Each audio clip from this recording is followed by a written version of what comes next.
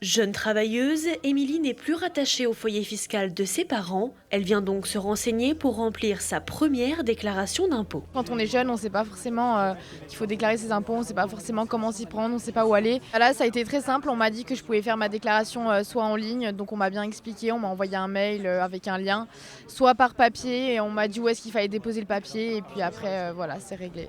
Et pour l'aider, Émilie peut compter sur ce stand des finances publiques.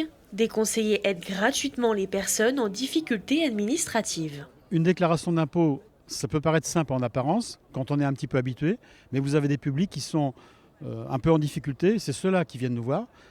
C'est jamais anodin une déclaration d'impôt, et il faut savoir également qu'à travers cette déclaration, il y a tous les droits sociaux qui sont véhiculés et qui sont drainés. Informer sur les droits et les dispositifs juridiques et fiscaux des concitoyens, c'est l'objectif de cette journée nationale d'accès aux droits organisée par le CDAD de l'Isère. Plusieurs thématiques sont abordées, le logement, la précarité, l'enfance, les droits des étrangers, les discriminations ou encore les violences faites aux femmes. On essaye d'aller vers l'aller vers, c'est-à-dire aller vers les gens pour leur montrer qu'ils ont des dispositifs pour les aider, également pour lutter contre le non-recours. Les gens pensent souvent que l'accès leur interdit, souvent par problèmes financiers ou autres, et donc les personnes découvrent qu'ils peuvent avoir des permanences gratuites d'avocats, de professionnels, ou même ne serait-ce que l'aide juridique pour les aider en fonction de leurs ressources, les aider dans un procès.